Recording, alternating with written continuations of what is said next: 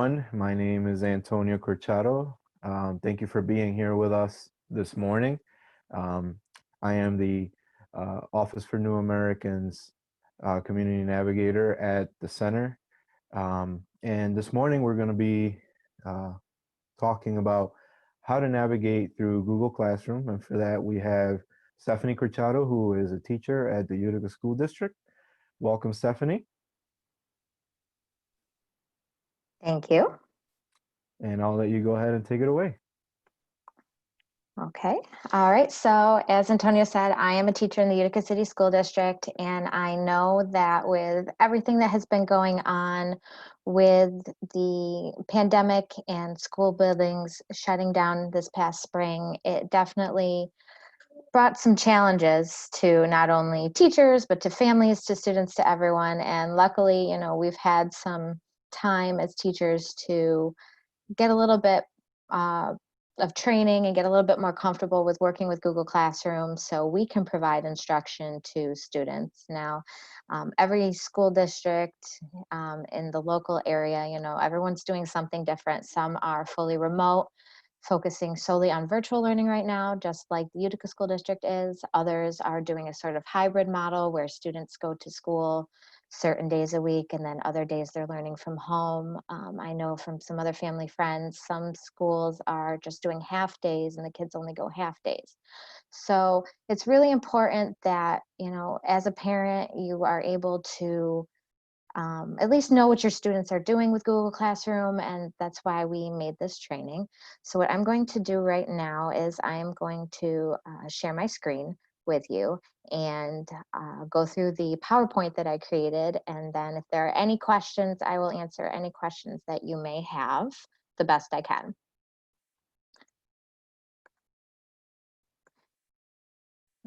And before we get started, I just want to say I am also working from home today. My daughter is 19 months old, so you may hear her talking in the background. We will do the best we can with it.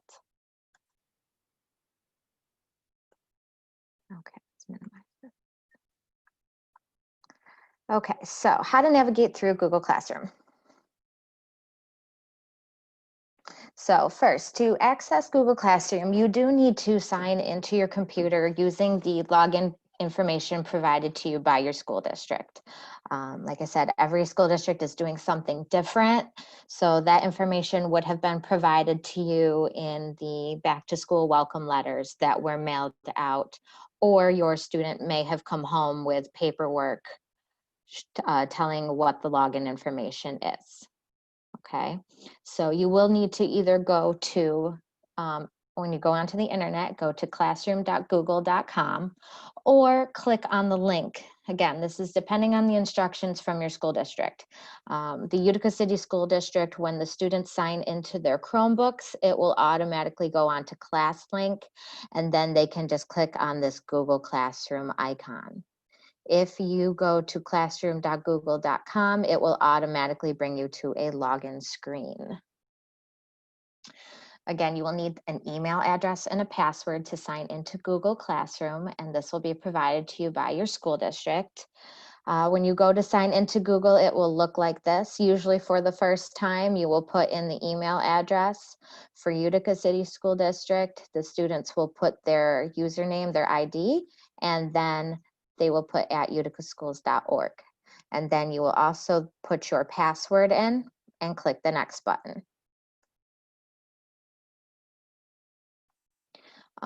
To join a class, if your district has given you a code, which is usually a series of letters and numbers, you will then have to click on this plus sign in the top right corner of your screen. And then you will see here, you will enter the class code right where I have the red arrow. Once you have entered the class code in, you will click the join button, which will turn blue, and that will be in the top right corner of your screen. And then that will pop up the classroom for whichever teacher has given you the code. All right, and this is an example of what my Google Classroom page looks like.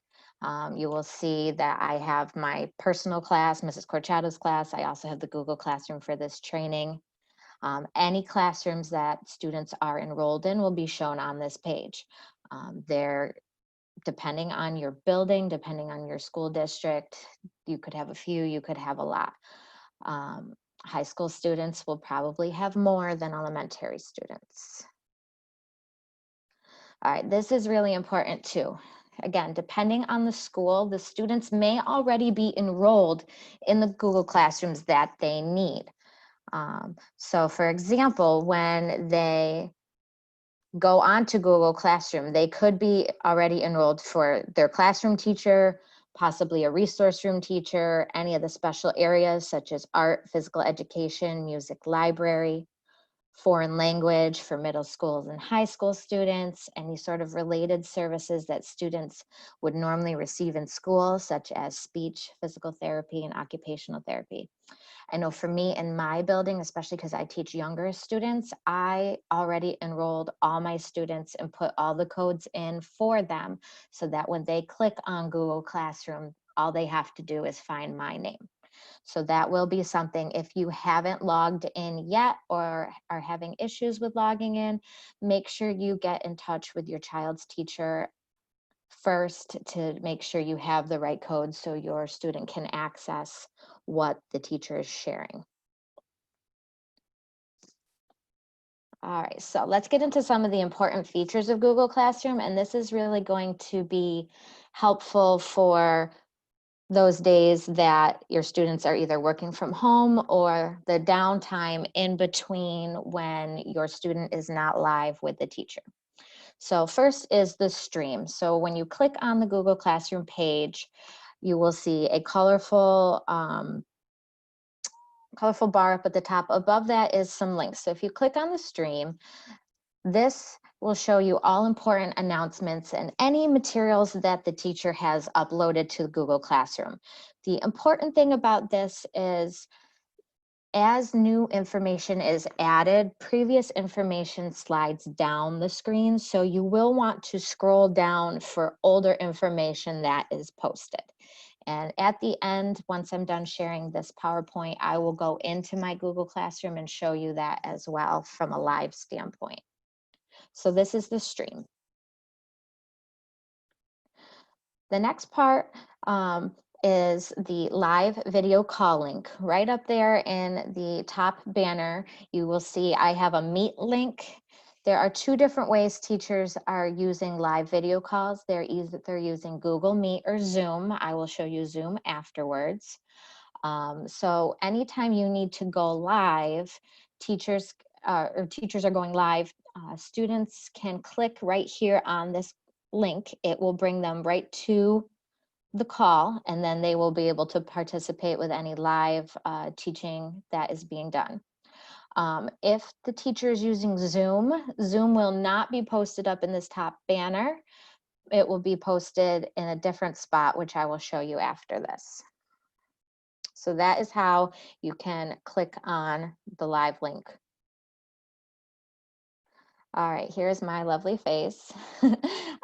So once you click on that Meet link, you will get a page that looks like this. You will see a demo version of your video and what you're going to look like, and then you'll see a blue button that says Join Now. With Google Meet, it has been set up that students cannot join until the teacher has joined. That is similar with Zoom as well. So you will click join, and then as soon as the teacher gets in, then the students will be able to jump back in. If for any reason while you're doing a live call, if you get logged off or you're having some trouble with your internet and you get kicked out of the call, all the student has to do is go back to this link, click it again, and rejoin, as long as the teacher is still live.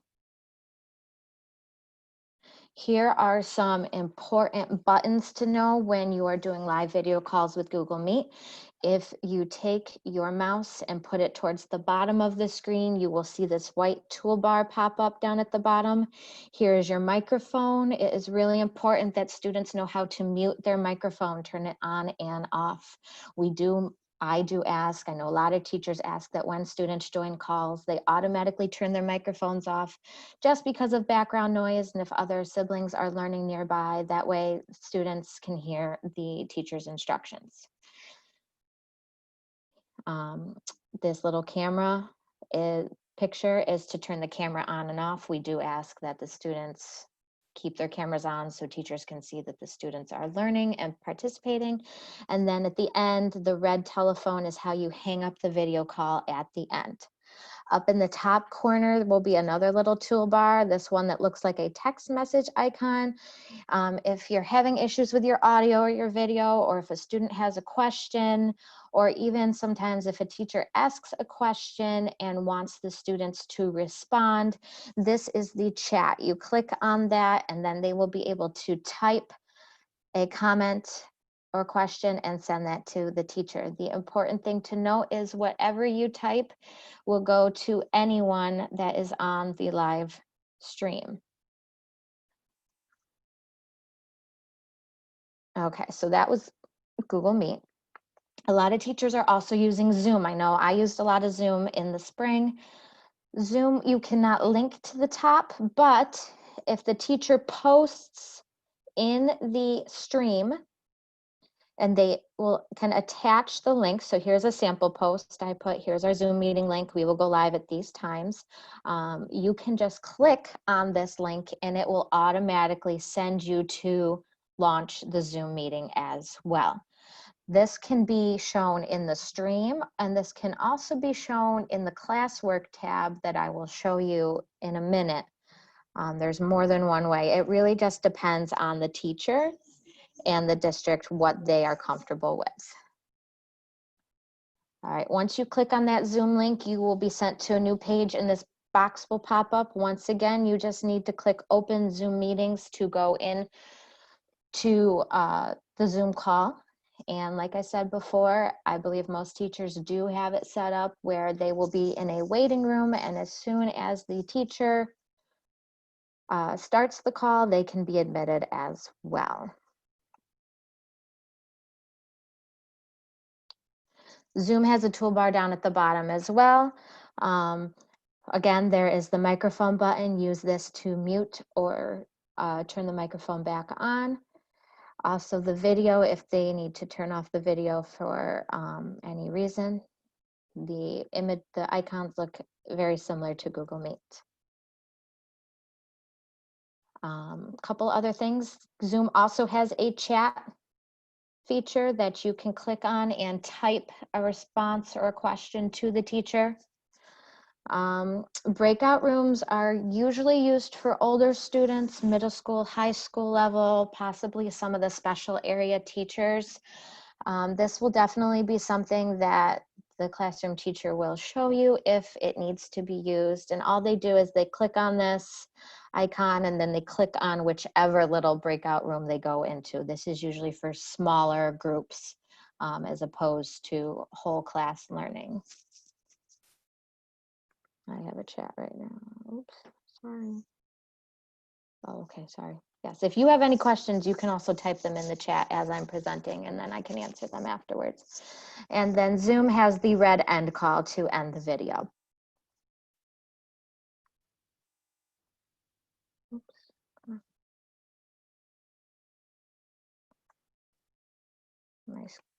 My thing has stopped working. Okay.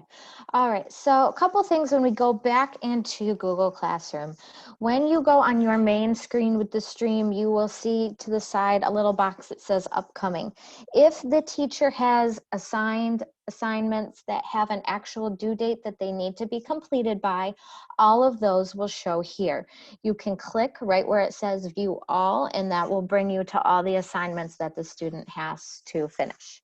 If there's nothing there, then the assignments or activities that the teacher has made for the students don't have an actual due date. All right, so back to the top part of Google Classroom, the next really important feature is the Classwork tab. It's right next to Stream, and this is going to show you everything that the teacher has put on Google Classroom for the students. Now, depending on whether your student is elementary, middle, or high school, this next screen will look different. Mine is just a sample. And it will also possibly vary depending on building, by grade level, and even possibly by teacher. So it's really important to get to know Google Classroom and how your teacher is going to be presenting information. All right, so here is an example. When you click on this Classwork tab, there are different types of topics or headers that the teacher can use. Again, this varies by school and teacher. It could be arranged by subject. It could be arranged by week. I know for me in my building, we're doing everything by weeks. Older grade levels, possibly homework assignments, different resources that the students and materials that the students may need as they are doing their learning. All you have to do is just click on whatever's posted underneath it, and that will bring you to the assignment.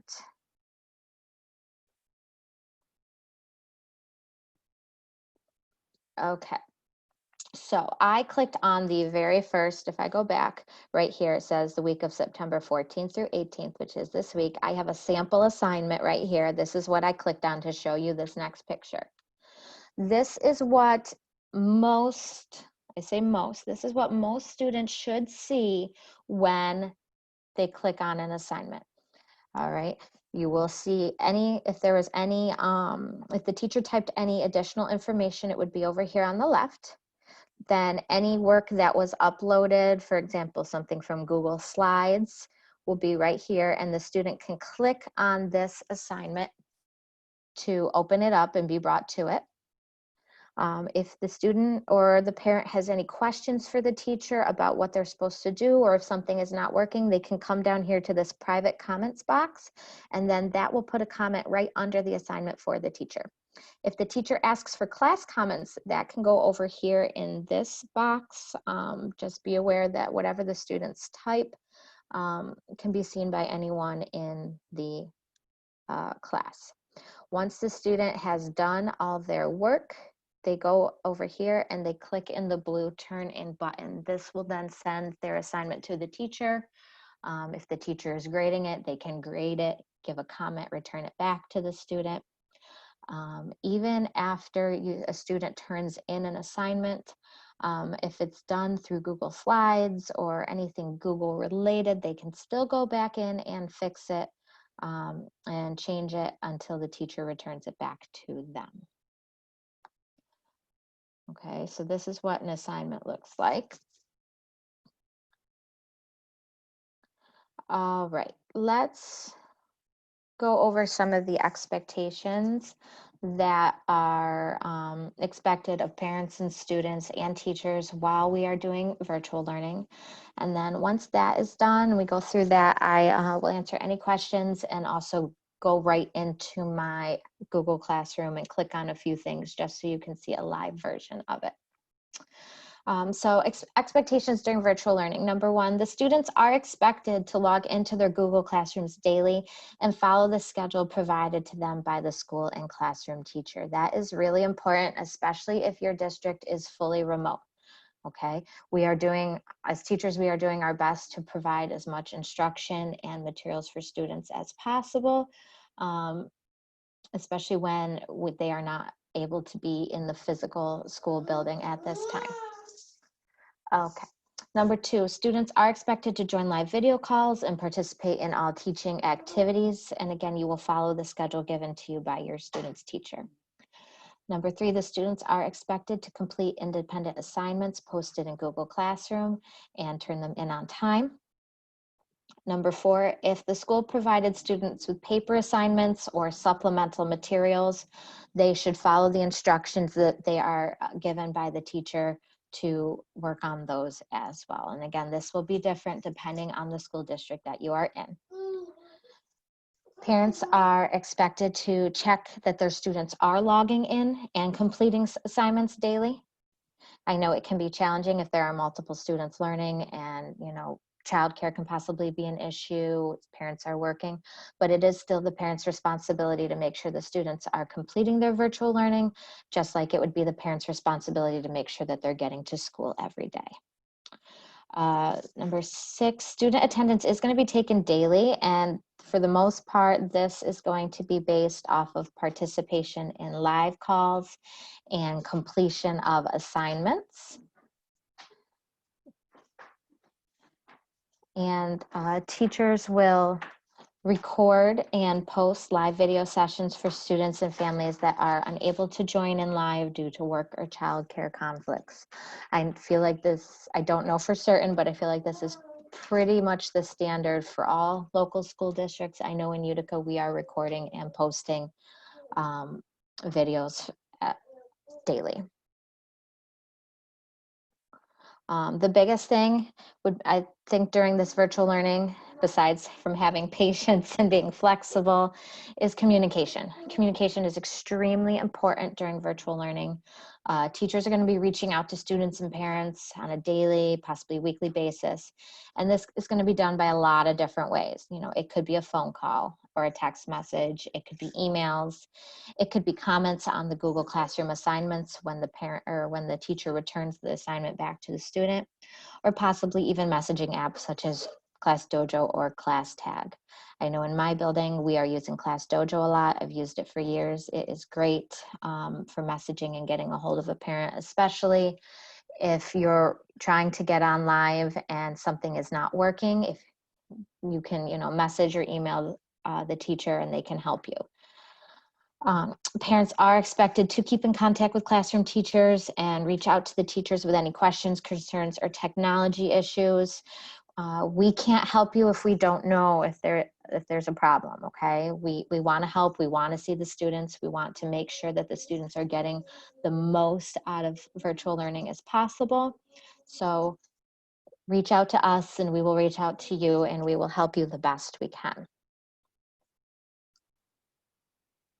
And most importantly, thank you for, you know, taking your time to support your student and their learning during these challenging times. This is definitely not something that we are used to, but we are doing our very best each and every day to make sure that we can still provide the best learning possible for our students. Okay, I'm gonna stop my share.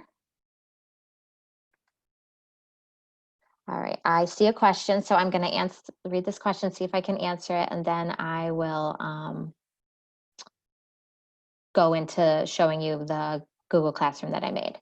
The question is, one of my students' kids had a Zoom link in Google Classroom, but it didn't work because her computer didn't have Zoom downloaded. It was really hard to get her to understand how to get Zoom on her laptop first.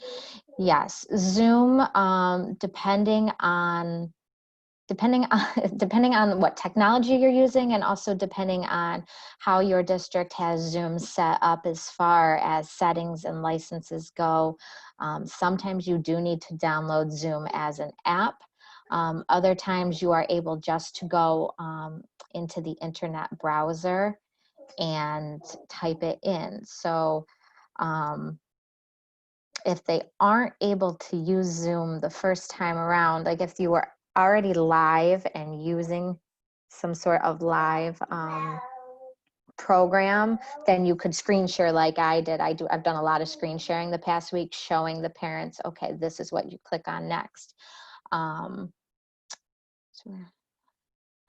Yeah, so my suggestion would be, if you have those families that are struggling with Zoom, if you can provide to them directions that are translated, or you know, give them a call and see if you can talk them through doing it. That would be my best suggestion. Unfortunately with Zoom, I don't really have another answer for Zoom for how to for that initial. Possibly reach out to your child's teacher, maybe contact their IT department, see if the IT person can help you. Oh, and the center does have an interpreted video on Zoom, so the center can obviously get that for you as well. This PowerPoint and these slides that I just presented to you, the center is going to be getting translated into over 17 different languages, and those will be available as a resource to use as well. Okay, I am going to screen share one more time if there aren't any other questions, and thank you for those questions. I'm going to screen share one more time and show you my Google Classroom just to just go through it really quickly, and then if there aren't any other questions, we'll be wrapping it up for today. So let me share my screen.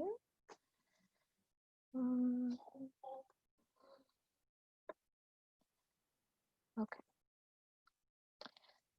All right, so here is my Google Classroom. You'll see a bunch of different classrooms that I am currently enrolled in.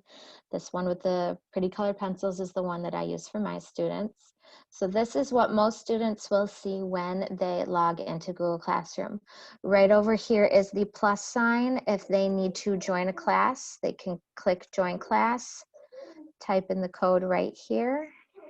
I apologize if you hear my daughter making noise in the background, and then they would click join. Once students are joined into a class, you will see all these different tabs.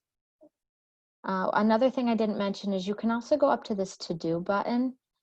This will probably be more for your older students, middle school and high school, where they have multiple classes and multiple subjects and assignments due. They can also go here to keep track of their work.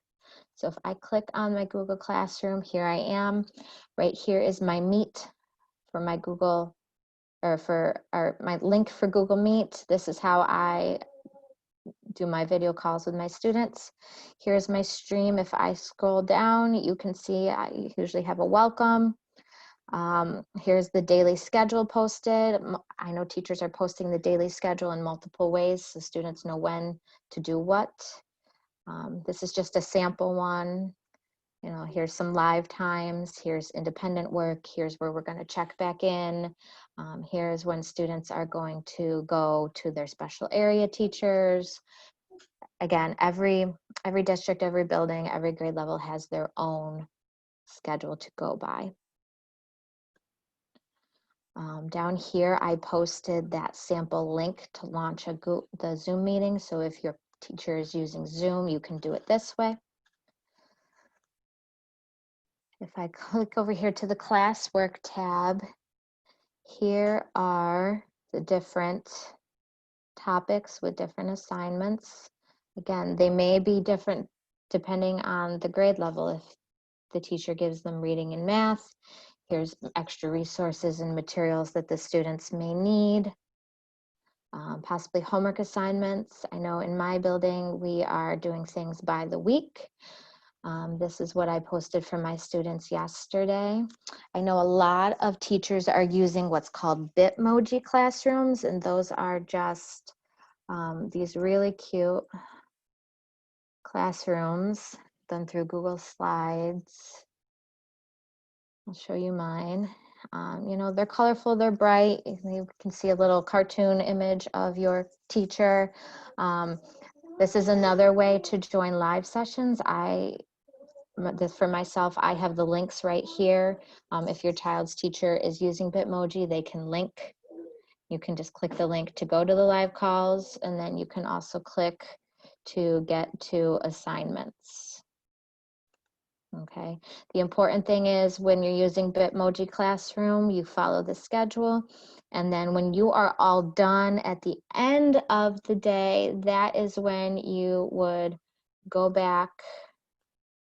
Mine looks a little different because I'm in teacher view. Then is where you would go back over here and click that blue turn in button. Grades, if I don't have students connected to this, so it doesn't show, but especially for your older students, once they have submitted work and the teacher has returned it, their grades will be posted under the grades tab. And I think that is pretty much it. If there are any more questions, let me just check. Nope, I don't see any more questions, so I think that is all I have for right now. I hope this was helpful. I hope maybe it makes it a little bit easier for you. And Thank thank you you for so listening. much. No problem. Thank you so much for being with us this morning, Stephanie, and all the great information and all the great work you do. Um, I think all this information that you've provided today is very vital for what we're going through right now, obviously. Depending, obviously we have different schools with different criteria that they're going through. So, but for right now, I think this information is fantastic. And we will be taking the PowerPoint, we will be translating it into several languages so that we can go ahead and share it with our communities. And then, we can go from there. But thank you so much for being with us this morning. Thank you everyone for logging in and being with us. This particular training will be shared on Facebook. So if you see it, make sure you share and like. If you're not following the center and on Facebook, please follow. It's at the Center Utica. So please do follow us because we share a lot of content, a lot of great information for all our communities in our great Utica area. So thank you so much. And everyone have a great day. Bye.